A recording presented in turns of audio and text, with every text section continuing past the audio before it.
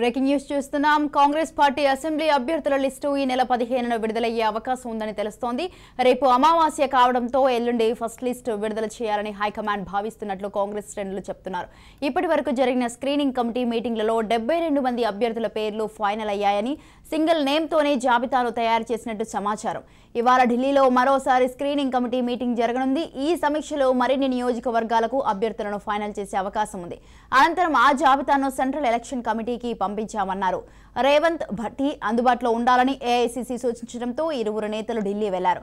First లో ఎవరి పేరు ఉంటుందనేది కాంగ్రెస్ నేతలు ఆసక్తిగా ఎదురుచూస్తున్నారు.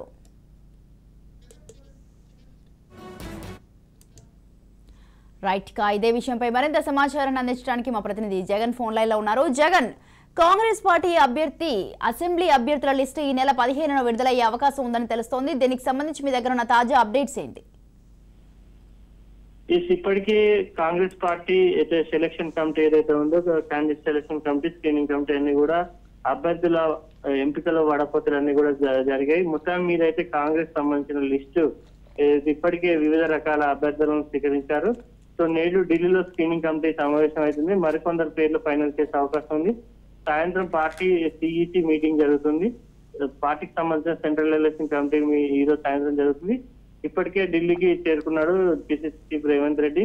సో మొత్తానికి అయితే ఈ నెల 15న లిస్టు విడుదల అవుతుంది అనే అవకాశాలు అయితే ఉన్నాయని చెప్తా ఉన్నారు. కొంతమంది చెప్తా ఉంటే సో ఈ నెల 20-21 వరకు కూడా కాంగ్రెస్ పార్టీ టికెట్ కన్ఫర్మ్ అయ్యే అవకాశాలు లేవనేది కూడా చెప్తున్నటువంటి పరిస్థితి. ఓవైపు అధికార పార్టీ అటు టికెట్లు అనౌన్స్మెంట్ చేసి జనాల్లోకి వాళ్ళ యొక్క పథకాలు, అభివృద్ధి, సంక్షేమ కార్యక్రమాలు చేసుకుని చెప్తూనే వెళ్తున్నారు. ఒకవైపు కాంగ్రెస్, బీజేపీ వెనుకబడ్డే ఉన్నాయనేది కూడా ఇతర ప్రజలు మాట్లాడుకుంటున్నటువంటి పరిస్థితి అయితే కనిపిస్తుంది. మొత్తానికి అయితే 72 మంది అభ్యర్థుల పేర్లు ఫైనల్ అయ్యాయని సింగిల్ నేమ్ తోనే జాబితాను తయారు చేసినట్టు సమాచారం. సో అదే ఇప్పటికే ఒక్కొక్క కాన్స్టిట్యున్సీలో 2-3 ఉన్నటువంటి నేపథ్యంలో ఒకటే నేమ్ అంటే సింగిల్ నేమ్ ఫైనల్ చేసినట్టు 72 స్థానాల్లో ఫైనల్ అయినట్టునే ఢిల్లీలో మరోసారి స్క్రీనింగ్ కమిటీ మీటింగ్ జరుగుతుంది. సో ఇప్పటికే ఆశావాహులు అందరూ కూడా చాలా మంది ఢిల్లీ హోటళ్లలో మకాం వేసి వాళ్ళకు ఉన్నటువంటి పరిచయాల ద్వారా సో అయితే ఈ టికెట్ విషయంలో లాబింగ్ చేస్తున్నటువంటి పరిస్థితి అయితే కలుగుతుంది.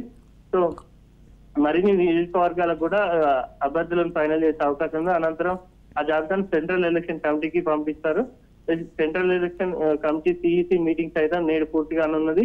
అయితే అన్ని సెగ్మెంట్లకు అభ్యర్థులు ఫైనల్ చేస్తారా, మరో భేటీ నిర్వహిస్తారా, ఫస్ట్ లిస్ట్ ఎంతమంది ప్రకటిస్తారు అనే అంశాలు నేడు తేలున్నాయి. ఈ స్క్రీనింగ్ సిఈసి మీటింగ్ తర్వాత కూడా అభ్యర్థులపై స్పష్టత రాకుండా ఆల్ ఇండియా కాంగ్రెస్ కమిటీ నుంచి దాదాపు 72 మందితో తొలి జాబితా రిలీజ్ అయ్యే ఛాన్స్ ఉన్నదని పార్టీ వర్గాల్లో అయితే ప్రచారం జరుగుతుంది. నేడు జరిగే మీటింగ్ మొత్తం రేవంత్ రెడ్డి ఇప్పటికే ఢిల్లీ చేరుకున్నారు. అభ్యర్థుల తుది ఎంపిక దశ చేరుకోవడంతో ఆశావాహుల్లో టెన్షన్ నెలకొన్నది. తమకు టికెట్ వస్తుందో లేదని చాలా మంది అభ్యర్థులు ఒత్తిడికి గురవుతున్నారు. ఇప్పటికే పలువురు ఆశావాహులు ఢిల్లీ స్క్రీనింగ్ కమిటీలో ఏఐసీసీ నాయకులు కలుసుకునే ఉన్నారు.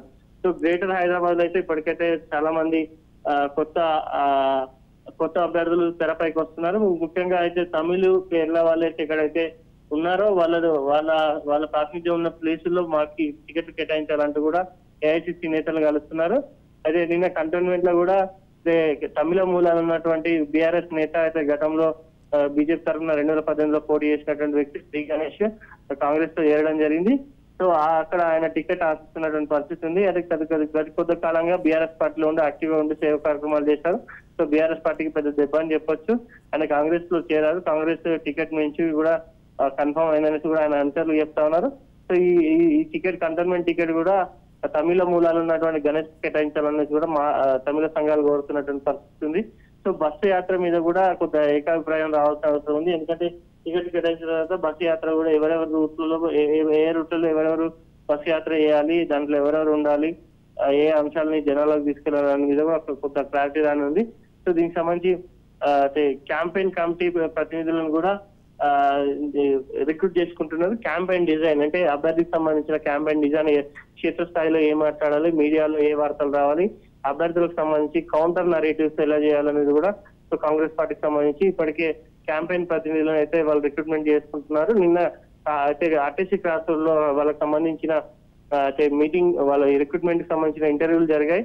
సో ఇంటర్వ్యూలో ముఖ్యంగా రాజ్యాంగ అంశాల మీద పట్టు, ప్రజాస్వామ్యం మీద ఇప్పుడు ఉన్నటువంటి పథకాలు కానీ క్షేత్రస్థాయిలో పొలిటికల్ అవగాహన ఉన్నటువంటి స్టూడెంట్స్ ని రిక్రూట్ చేసుకుంటున్న పరిస్థితి ఉంది. వీళ్ళు సోషల్ మీడియాలో యాక్టివ్ గా ఉంటూ కాంగ్రెస్ పార్టీ యొక్క ప్రచారాలను, కాంగ్రెస్ పార్టీకి సంబంధించిన ఏదైతే మేనిఫెస్టో సంబంధించిన అంశాలు కావచ్చు, ఇతర అబద్ధం మాట్లాడినటువంటి అంశాలు మీడియాకి చేసేయడం, సోషల్ మీడియాలో సర్క్యులేట్ చేయడం వీళ్ళ యొక్క ప్రధాన అంశంగా ఉన్నట్లుగా తెలుస్తా ఉంది. సో మొత్తానికి అయితే ఎల్లుండి అయితే లిస్ట్ ఫైనల్ అయ్యే అవకాశం ఉంది. Right, thank you Jagan, thanks for the details.